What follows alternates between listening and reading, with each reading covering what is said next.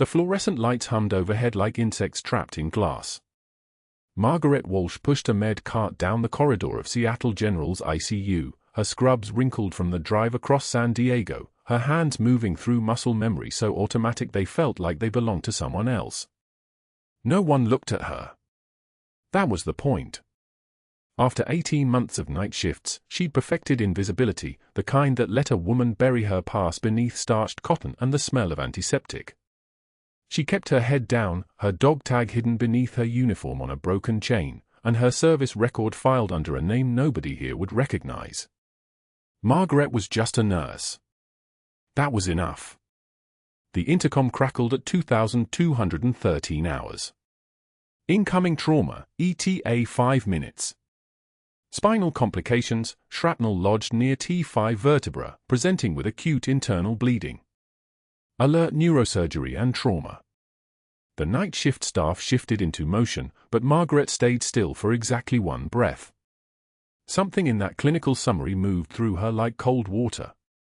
She'd heard those words before, not in a hospital, but in a compound collapsing around her, dust thick as blood, the smell of copper and burning metal.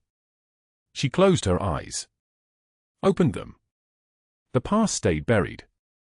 By 22:18 hours, the stretcher wheezed through the ER doors. Sergeant Marcus Hale couldn't see the hospital ceiling, couldn't see the 4 orderlies who carried him, couldn't see anything except the absolute darkness that had been his world for 3 years. His sister Rebecca walked beside the stretcher, one hand gripping the frame, her knuckles white with the kind of fear that came from loving someone the world had decided to throw away. His stable, she said to anyone who would listen. His stable, please, he just needs someone to, her voice cracked. The stretcher wheels squeaked against the linoleum like something dying. Dr. Patel saw him first and made his calculation in 8 seconds flat. Liability exposure. He stepped back from the stretcher. Get neurosurgery to evaluate. I'm not taking this case. He walked away. His white coat caught the fluorescent glare and disappeared. Dr. Morrison didn't even make eye contact with the patient. Success probability is too low, she said to Rebecca, the words clinical and careful, like she was reading from a policy manual. We have other patients with better outcomes. The stretcher rolled on. Dr. Chen looked at the imaging for 30 seconds. The shrapnel's too close to the spinal cord. Any intervention risks complete paralysis. She handed the chart to an orderly and moved to the next trauma bay. Dr. Rodriguez shook his head before Rebecca even finished explaining. Not in my scope. This needs a specialty center. He made a note and left. Dr. Hayes glanced at Hale's chart, saw the word shrapnel, and said, "Someone call Walter Reed," as if the patient were already radioactive. He didn't wait for an answer. Dr. Bennett spent exactly 2 minutes reviewing the case before delivering his verdict: the damage is catastrophic. Without full-body imaging and an hour of pre-op staging, we're looking at a 7% survival rate. 7%. He said it like it was a death sentence. I can't ethically recommend surgery. That was 6 doctors. The 7th walked in like he owned the building. Dr. Caldwell was the kind of man who made hospital corridors feel smaller.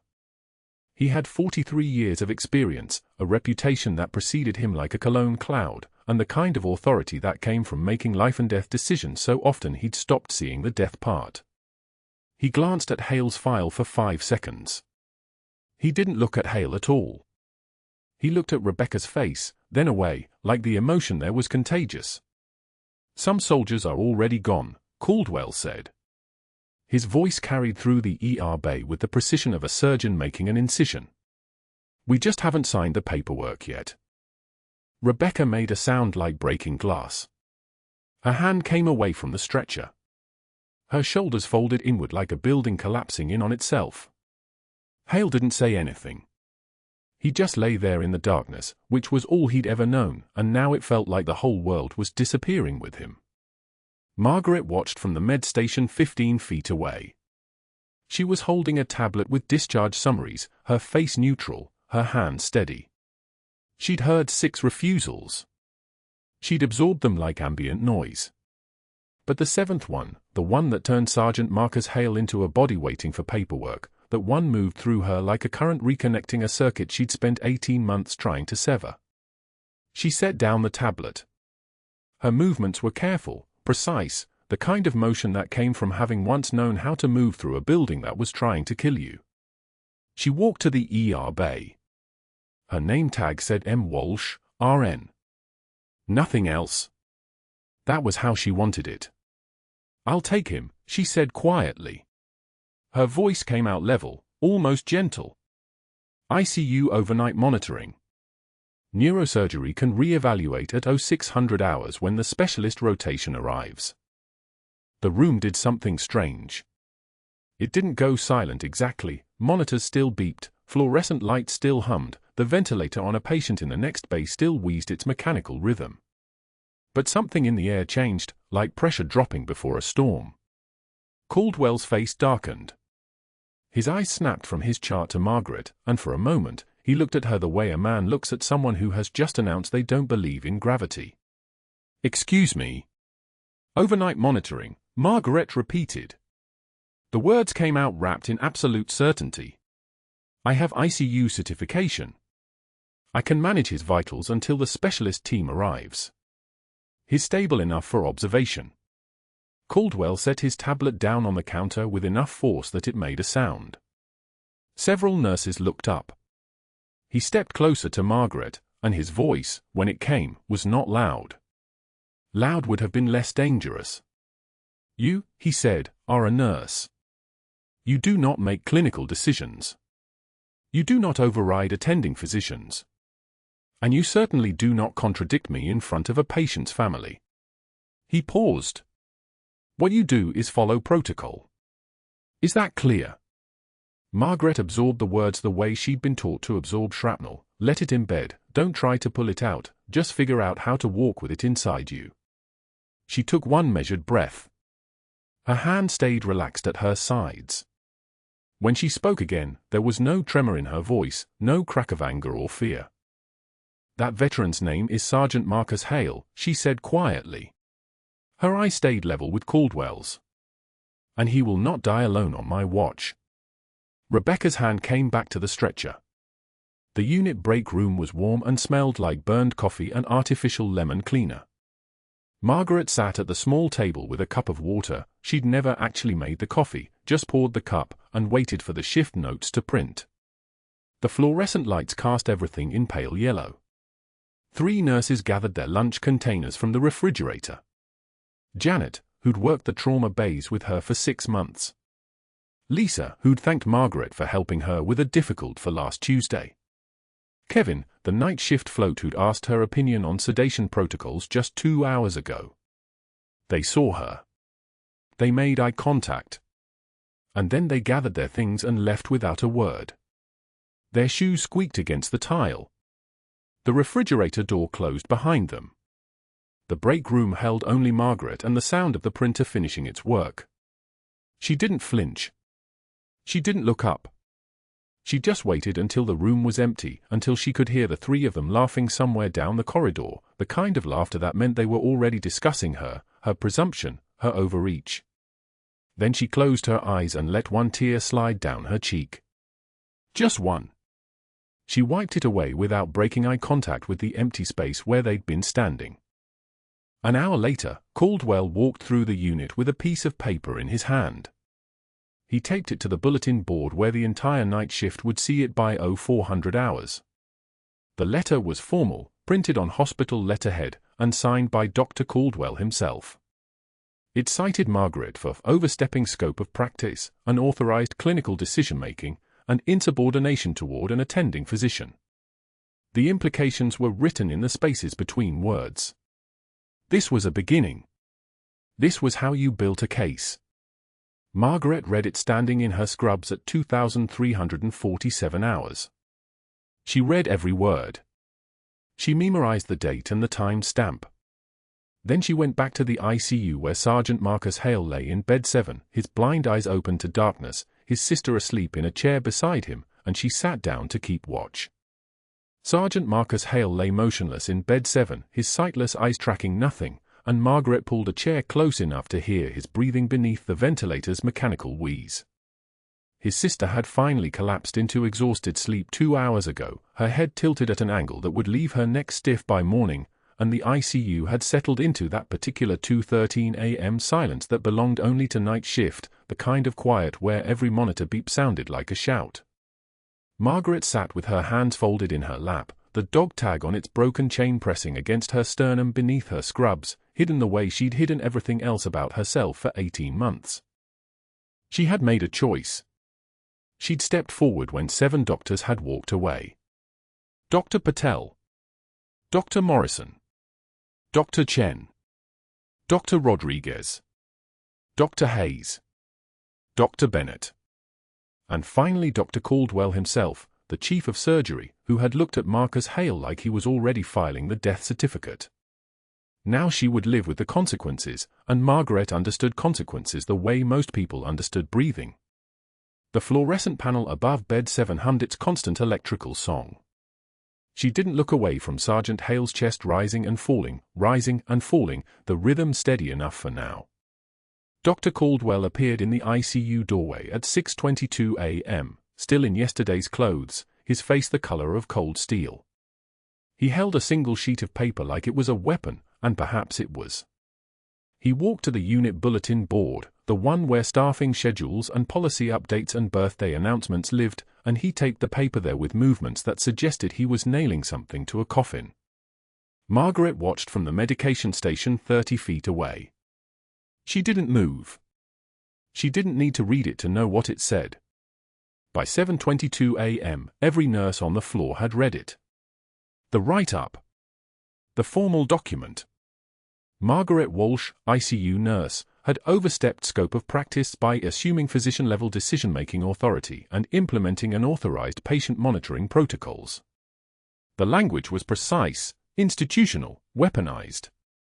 It was not the first write-up in Margaret's personnel file.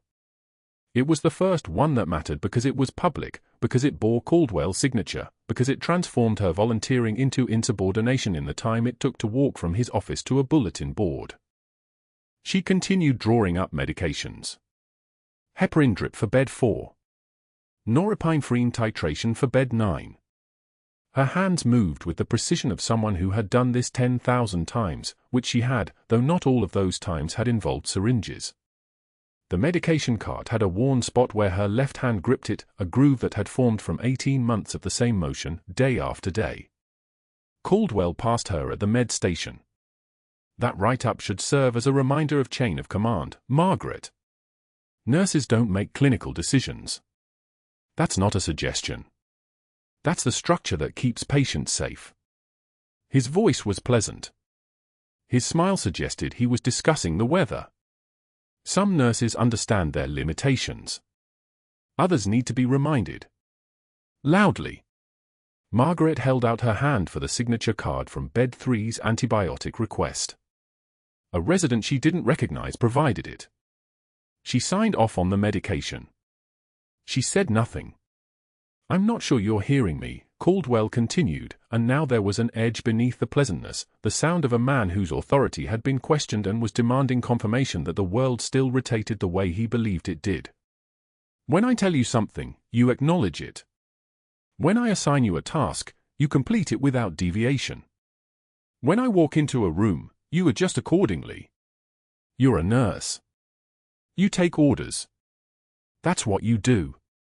That's all you do." The medication cart handle was smooth under her palm. Margaret pulled it toward bed 4, where a post-op cardiac patient waited for her drip adjustment. She paused. Took one measured breath. Turned back to face Caldwell directly. "Understood, doctor," she said, and her voice came out low and level, the voice of someone confirming coordinates before a night jump. "I'll remember my place." Caldwell's face darkened because that wasn't submission, it was something else entirely. There was no tremor in her hands. There were no tears forming. She had simply accepted his words and filed them away like classified intelligence, and the way she looked at him suggested she was seeing through him rather than at him. For a moment, something flickered across his expression, not quite fear, but a recognition that he had swung at something and his fist had passed through air. He turned and walked back to his office without another word. Margaret continued to bed 4. She adjusted the heparin drip to 18 milliliters per hour. The monitor showed stable vitals. She was writing notes in the chart when the break room door opened at 8:06 a.m. and 3 nurses entered, Chen from day shift, Vasquez from nights, and Holloway, the charge nurse who had quietly recommended Margaret for the ICU rotation 6 months ago. They were carrying their lunch bags. They looked at Margaret, already seated at the table with her own cold coffee and a granola bar she'd brought from home. Chen and Vasquez walked to the far table without speaking. Holloway looked like she wanted to say something. She opened her mouth. Then she gathered her lunch and followed them. They sat in a cluster 8 feet away. Margaret watched them arrange their containers of leftovers. She watched Chen deliberately turn her chair so her back faced Margaret's direction. She watched Vasquez pull out her phone and become suddenly absorbed in its screen. Margaret took one sip of her cold coffee. It tasted like pennies and regret. She set the cup down. She did not look away from the 3 nurses who had decided, within hours of the write-up, that proximity to Margaret Walsh was a liability. Holloway kept her eyes down. Chen hummed something tuneless. Vasquez scrolled. The break room held 42 tiles on the ceiling. Margaret had counted them on an earlier night shift when she couldn't sleep in the call room. She looked at those tiles now, at the fluorescent panels glowing harsh and institutional, at the vending machine humming its own monotonous song, and she felt something shift in her chest, not fear, not anger, but the cold clarity that came from understanding the cost of defiance. She stood. She picked up her untouched granola bar. She walked to the door, and as she passed the table where the 3 nurses sat, she paused for exactly 1 second. "That veteran's name is Sergeant Marcus Hale," she said, not to them but to the space around them, to the room itself, to whatever force decided which people stayed and which people walked away. "And he will not die alone on my watch." She pushed through the break room door. Behind her, Chen stopped humming. Vasquez stopped scrolling. Holloway looked up at the tiles on the ceiling, at the place where Margaret had just been standing, and thought about the way she'd said his name, not like a patient, but like a promise. Margaret returned to the ICU at 8:38 a.m. Sergeant Hale's monitors showed heart rate of 68, blood pressure 119/76, oxygen saturation at 97%. The improvised dressing on his abdomen, the one she'd applied hours ago when she'd cleaned and changed his bandages, was holding. His sister was awake now, sitting beside the bed, holding his hand. "Did he wake up?" Margaret asked, checking the fall line, verifying the medications were running at the correct rate, her movement smooth and practiced. "For maybe 30 seconds, his sister said. He asked if anyone was there. I told him yes. He didn't ask anything else. Just went back under." Margaret nodded. She made a note on the chart. O2 sat stable. Pain management adequate. Neuro checks showing normal pupil dilation. She was writing the time stamp, 8:43 a.m., when the ICU doors burst open with a sound like a gunshot, and the room went so quiet you could hear the ventilators humming beneath the sudden pressure of something arriving that nobody had expected. At 0300 hours, the monitors screamed. Sergeant Hale's rhythm stuttered once, twice, then flatlined into a single sustained note that cut through the ICU like a siren nobody wanted to hear. Margaret's eyes snapped from the vitals display to his chest, the rise and fall stopping mid-breath. Blood pressure bottoming out. Oxygen saturation dropping faster than an elevator in free fall. Internal bleeding. The shrapnel that had been sitting near his spine for 3 years had finally decided to move, and now it was perforating something critical inside his chest cavity. She didn't reach for the call button. She moved. The crash cart was 3 feet away. She crossed the distance in 1 step, her hands already knowing what they needed before her brain finished processing the cascade. 14 years. That's how long it had been since her hands had moved like this, not nurse hands, checking vitals and adjusting medications with deliberate civilian precision, but hands that knew what dying looked like in fast motion and how to slow it down. "I need a 14-gauge angiocath," she said. Not asked. The words came out clipped, military precise, the way she hadn't spoken since she'd changed her name and buried her dog tags in a locker. 2 units ONEG, wide open. "And get me the crash supplies, now." A night nurse froze. In 17 months, nobody had ever heard Margaret Walsh give an order. Margaret Walsh asked permission. Margaret Walsh deferred to the residents, the fellows, the attending physicians who'd been trained to believe they knew better than the nurse who'd actually kept people alive on the other side of the world. The nurse moved. Margaret's fingers were already cutting through Hale's hospital gown, her eyes cataloguing what she saw with the kind of triage protocol that had nothing to do with civilian medicine. Entrance wound. Exit wound. The topology of trauma. She could see where the blood was collecting, the wrong dark shadow spreading beneath his ribs where no shadow should be. Hemothorax. Massive. If she didn't decompress his chest in the next 90 seconds, his heart would collapse from the pressure. Her hands found the second intercostal space, mid-clavicular line. The landmark. The same landmark she'd used 5 years ago in a collapsed building in Marja when a Marine sergeant was drowning in his own blood and there was no surgical team, no imaging, no hospital bed, just Margaret and her hands and the knowledge that sometimes you had to hurt someone to save them. The needle went in. Clean. No hesitation. Hiss. Air escaped like a held breath released. Blood and fluid followed, draining the pressure that was crushing his heart. His oxygen saturation began climbing almost immediately. 75. 80. The monitors found a rhythm again, ragged and fast but present, still there, still fighting. But she wasn't done. The bleeding was still coming. The improvised needle was a bridge, not a solution. She needed containment. She needed something occlusive, something that would seal the wound and keep the air from collapsing his lung again. She looked at the bedside table where his sister had left an MRE from the care package, meals ready to eat, the kind the VA sent to long-term patients. She grabbed it, tore open the outer packaging with her teeth, and pulled out a thick plastic backing. "Scissors," she said. The night nurse handed them over without question. Margaret cut a piece larger than her palm, then cut the corners at angles. Occlusive dressing. Field protocol. The same material they used at Kandahar when equipment was scarce and soldiers kept bleeding anyway. She secured it with tape, leaving one corner free so air could continue to escape but nothing could flow back in. The monitors climbed. 82. 88. The number on the pulse oximeter crawling upward with each breath. Sergeant Hale's lungs managed to take on their own. "What the hell are you doing?" Dr. Caldwell's voice came from the doorway. He was fully dressed despite the hour, which meant someone had called him the moment the alarm sounded. His reputation required his presence at every critical moment, even if his expertise remained locked behind a title and a medical degree that had taught him everything except how to see the person lying on the table. Margaret didn't answer.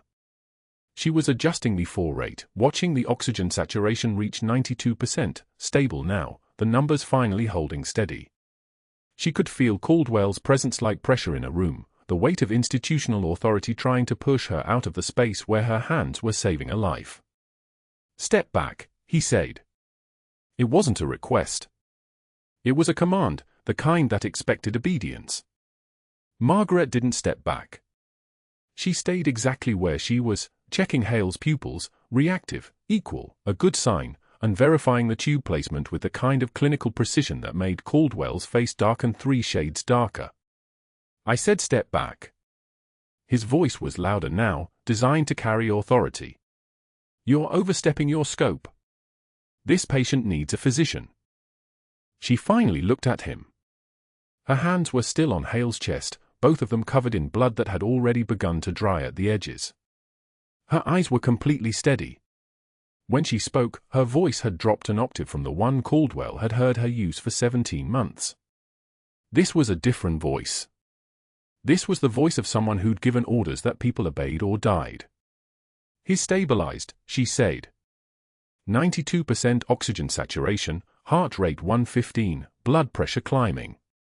"He's breathing. You want to take over, I'll step back.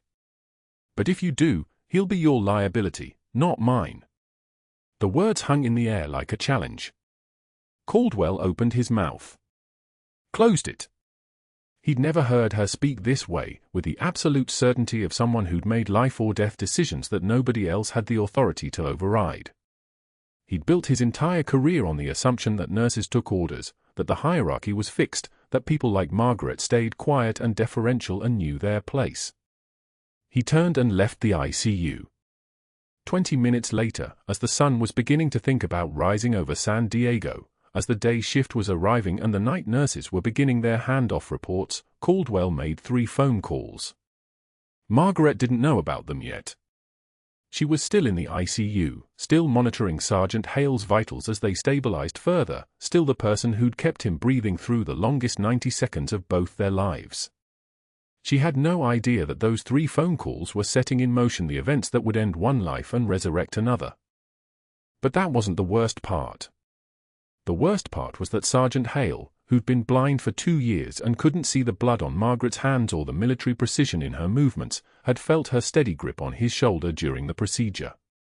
And he'd recognized the shape of the dog tag that had slipped free from her collar when she'd leaned down to check his breathing, the same dog tag he'd seen in a photograph from a classified mission in Marja, the same one that had belonged to the major who'd carried 4 men through enemy fire while bleeding from her own wounds. He'd made a phone call of his own. Just one. To the number that was still etched into his memory from his time in the 75th Ranger Regiment. The line had connected on the second ring. "Sir, you need to know what just happened," he'd said quietly into the darkness of the ICU. "Major Walsh just saved my life. And she doesn't know I know." Before dawn broke over San Diego, Dr. Caldwell made 3 phone calls from his office with the door locked and the lights dimmed. The first went to Chief of Staff Richardson at 4:48 a.m., a voice thick with rehearsed concern about Margaret's unauthorized procedure and dangerous deviation from protocol. He used words like liability and precedent and reckless, each one calculated to land exactly where it needed to land. The second call went to someone in HR named Patricia, and this time his voice dropped lower, more confidential, the tone of a superior speaking to someone who understood the way things worked. "Immediate termination," he said. "Document it as patient endangerment." The third call was to Dr. Harrison on the hospital board, his friend since residency, the man who'd helped him secure his chief physician position in the first place. "She challenged my authority in front of staff," Caldwell said. "That kind of behavior spreads like infection. We need to act decisively." By the time the sun cleared the eastern horizon, the machinery was already grinding.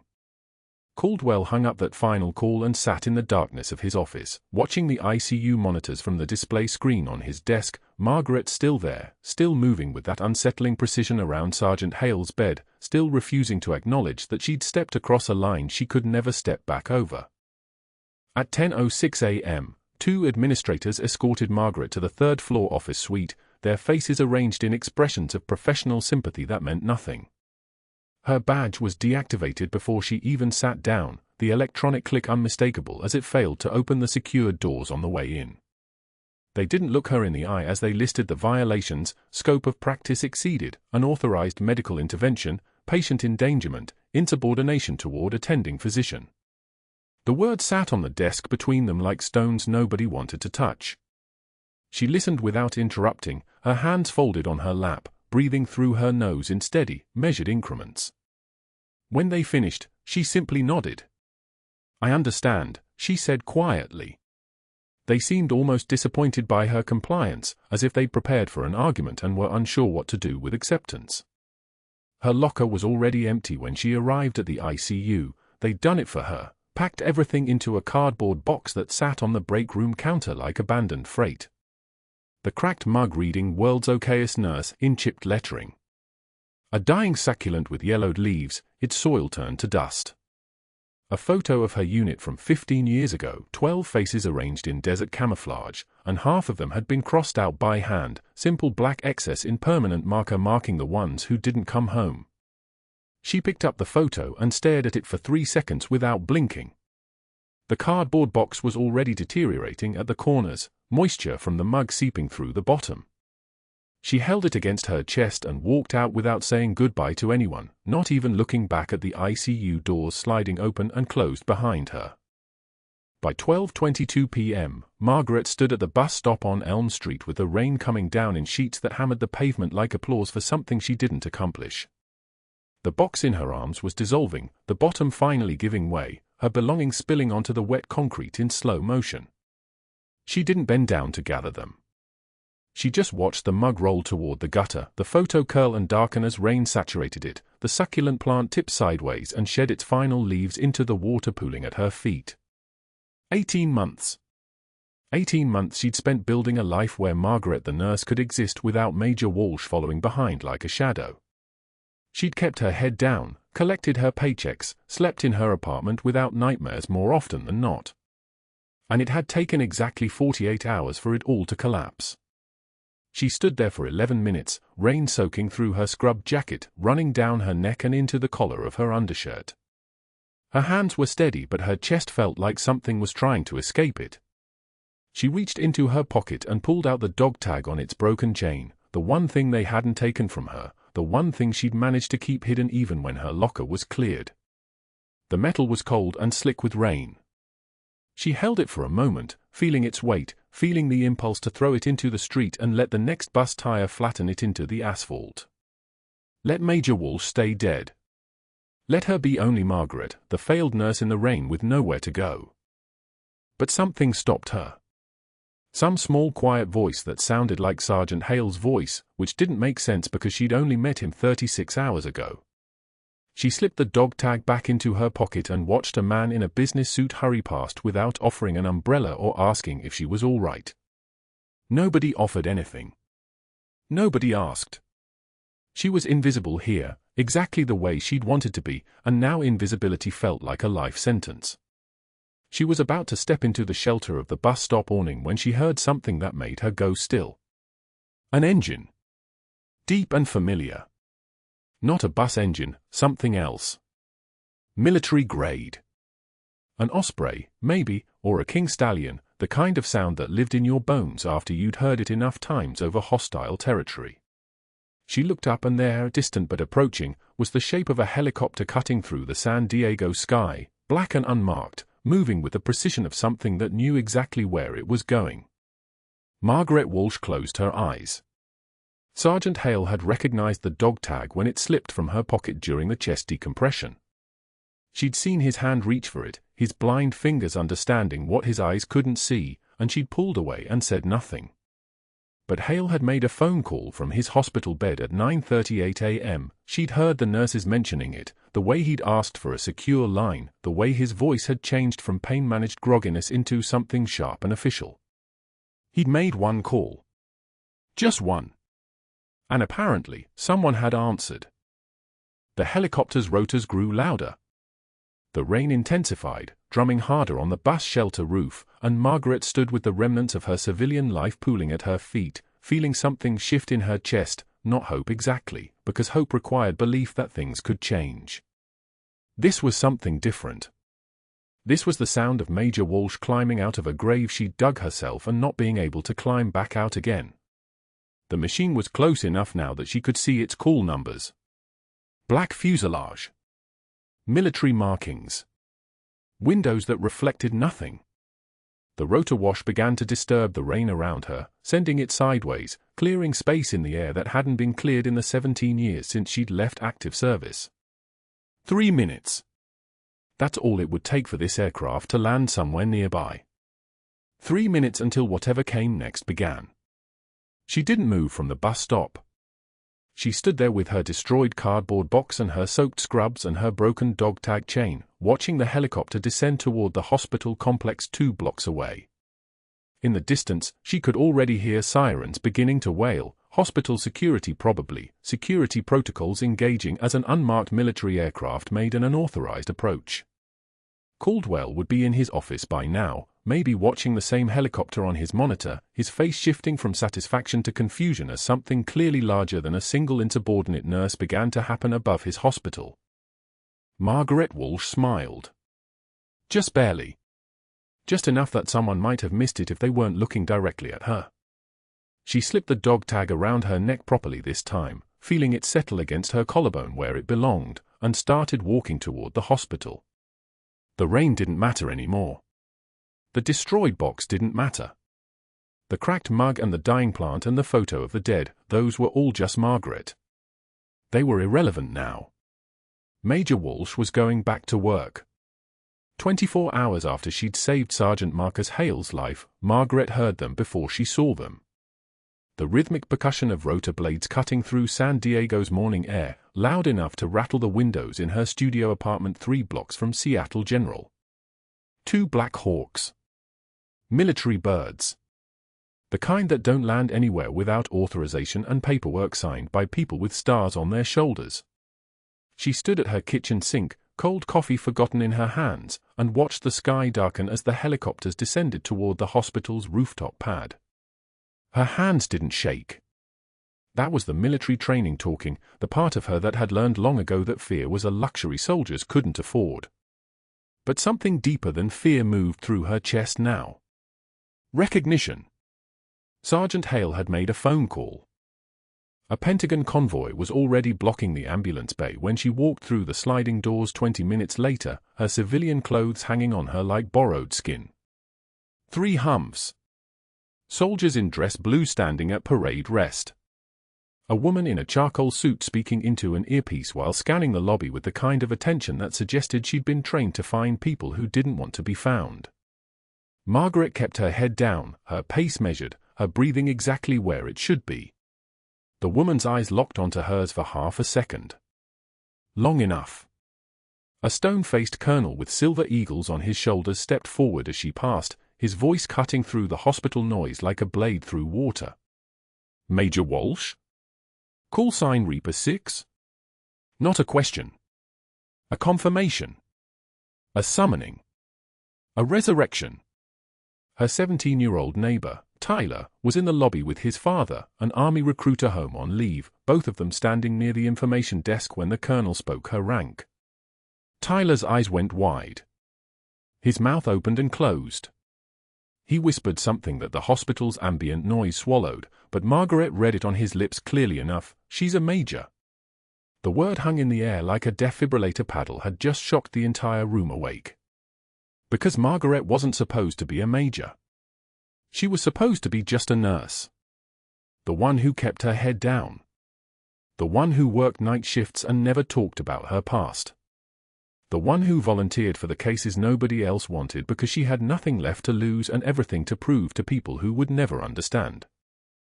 3 nurses stood frozen near the central station, a tablet trembling in the hands of a younger RN named Sarah who'd watched Margaret get written up just 18 hours ago. The tablet displayed a declassified file. Margaret caught a glimpse of the header before she looked away. Walsh, Margaret Grace. Rank, Major. Service record, redacted. Decorations follow. Sarah's hands shook as she scrolled. The other 2 nurses, Chen and Rodriguez, both of them, leaned in closer, their eyes moving across citations and commendations. Margaret watched their faces shift from confusion to something that looked like vertigo. The kind of feeling you get when you realize you've been standing next to someone dangerous the entire time and you just didn't know it. One of them whispered a name. Then another. A silver star. 2 purple hearts. Marja. The word hung in the air like cordite smoke. The colonel gestured for Margaret to follow him into the ICU. She moved past the nurses, past their trembling tablets, past the growing crowd of staff who'd emerged from offices and supply closets because the energy in the building had fundamentally shifted. There was authority in the air now. The kind of authority that made hospital hierarchy look like a child's drawing of power. Dr. Caldwell was standing near Sergeant Hale's room when the colonel passed him, and Caldwell's face darkened the way a man's face darkens when he realizes his entire understanding of a situation has just been inverted. He opened his mouth to speak. To assert his dominance. To remind everyone that he was the chief of surgery, that rank meant something in his building. That's when a SEAL team leader named Cortez stepped out of the elevator, a man whose shoulders looked like he'd spent his career carrying weight that would break most people. His eyes found Margaret's. They held for exactly 3 seconds. Then he turned to the gathered crowd of staff and doctors and said it clear enough that everyone heard, "Major Walsh carried for men through active fire in Kandahar. AK-47 rounds, RPGs, the whole package. Took shrapnel to her right shoulder doing it. Still dragged the fourth guy 200 meters to the extraction point." He paused.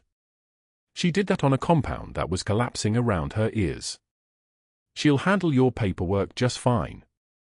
Every person in the lobby except the military personnel and Margaret turned their backs to Dr. Caldwell simultaneously. It wasn't choreographed. It was instinctive. The kind of thing a body does when it recognizes its betters and submits. Caldwell's face went from dark red to the color of old concrete. His mouth opened and closed like a fish pulled from the water. He tried to speak twice. Nothing came out. The colonel was already moving toward Sergeant Hale's room, where the blind sergeant was sitting up in bed, his broken dog tag chain finally mended and hanging around his neck. Margaret could see it from 30 feet away. The symbol of everything she'd been running from. The symbol of everything she'd been hiding. But Caldwell wasn't finished. Not even close. As the colonel and Margaret disappeared into the ICU, Caldwell moved quickly to his office on the 4th floor. 12 minutes. That's all the time he needed. He pulled up the security footage system with his administrative credentials, footage that showed him arriving at 0300 hours during Sergeant Hale's emergency, footage that showed him arriving to find Margaret elbow deep in a collapsed patient's thorax, footage that showed his face when he realized she'd saved a life using tools and techniques that only a military trauma surgeon would know. He began deleting files. Methodically. Systematically. Each deletion taking him deeper into territory that would cost him his license if anyone found out. The security cameras had captured everything. His arrival. His phone calls. The 3 conversations he'd had with the chief of staff, the hospital board chairman, and his friend in the state medical licensing board, conversations where he'd suggested that Margaret was a danger. That she'd overstepped her authority. That she needed to disappear. He was on the 4th deleted file when his office door opened. Zhao. The hospital's IT specialist. A former Marine with a permanent expression that suggested he'd seen enough of people's worst instincts to be immune to surprise. Zhao closed the door quietly behind him. "You're making a mistake, Doctor." His voice had the quality of someone who'd used it to give orders in environments where disobedience meant death. Caldwell's hands froze above the keyboard. "I've got backups. Every frame. Every call you made in this office for the past 72 hours. I've got the ones where you told the chief of staff you'd recommend her termination if she didn't resign quietly. I've got the one where you asked the board chairman if there was any way to make sure her credentials never transferred to another hospital." Zhao stepped closer. His presence seemed to absorb light. "And I've already sent copies to the FBI field office in Los Angeles. Along with a written statement about what I observed. Major Walsh saved a patient's life using military field medicine. You attempted to bury that fact and destroy evidence because her competence threatened your authority structure. That's obstruction, Doctor. That's conspiracy. That's the end of your medical career. Maybe the beginning of your legal problems." Caldwell stood up. His chair rolled backward and crashed into the wall behind him. "You have no right. I'm the chief of surgery at this hospital. I have authority here. I have connections. Zhao didn't move. He just waited. The silence stretched out long enough for Caldwell to hear what he'd just said aloud. The words of a man who'd built his entire existence on a foundation that had just turned to sand. "Get out of my office." Caldwell's voice had changed. It wasn't commanding anymore. It was pleading. "Get out or I'll have security escort you." Zhao opened the door. Too late. They're already here. 2 hospital security officers stood in the hallway.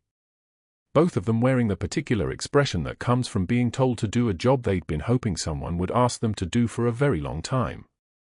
6 months passed. They moved like water, bureaucracy grinding toward justice with all the speed of continental drift. Caldwell's license was suspended within 3 months. Criminal charges for obstruction followed 2 weeks after that. He pleaded to a reduced felony count and served for months in a federal facility before his early release for good behavior. The hospital board voted unanimously to accept his resignation and begin a full investigation into his conduct dating back 7 years. 7 years. 7 doctors had refused Sergeant Hale. 1 nurse had saved him.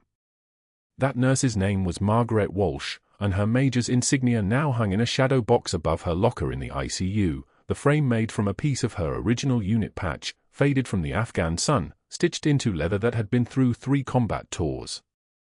She was checking vitals on a post-op patient when Sergeant Hale walked past her station, a mobility cane in his right hand, his guide dog named Shadow moving in perfect synchronization with his steps. The dog tag chain, the one that had been broken for 7 years, the one that carried both their names now, hung visible around both their necks. Margaret didn't pause in her work. She just watched him move through the hallway with the kind of presence that comes from having survived things that shouldn't be survivable. When he reached her, he stopped. She set down her pen. They stood in the space between one heartbeat and the next, and he reached out his hand until it found her shoulder. "Ready to come back to work, Major?" His voice was steady. The voice of a man who'd looked into the abyss and had come out the other side with his dignity intact. Margaret took his hand. Her skin was warm. His was steady. "Been here the whole time, Sergeant. Just waiting for you to catch up." The hospital board offered her the position of Director of Trauma Services 3 weeks later. A corner office. A salary that would have seemed impossible when she was standing at that bus stop in the rain with a cardboard box dissolving in her arms. She declined. Instead, she requested something different. A full-time position in the ICU, working nights, training other nurses in field medicine, building a mentorship program specifically for medical professionals with military backgrounds. They gave her what she asked for because what Margaret Walsh had demonstrated, over 18 months of hiding and 4 days of revelation, was something they couldn't replicate with a title, the absolute conviction that saving a life mattered more than protecting a reputation. Dr. Caldwell was working security at a strip mall urgent care center in Tucson now. His name tag read, Steve. He flinched when people called him Doctor. His shift started at 6 p.m. and ended at 2 a.m., which meant he spent his nights mopping floors in the kind of fluorescent-lit rooms where people came with problems that didn't require the kind of authority he'd once possessed. Sometimes patients recognized him. Sometimes they didn't. Either way, he was learning what it felt like to be truly invisible. The trembling that Margaret felt wasn't fear. It was restraint. The restraint of a woman who'd spent 7 years learning to be someone she wasn't, who'd had her identity stripped away in the rain, who'd been given back everything she'd lost because a blind man had recognized the dog tag slipping from her pocket at 0300 hours on a Tuesday morning. Scars tell stories.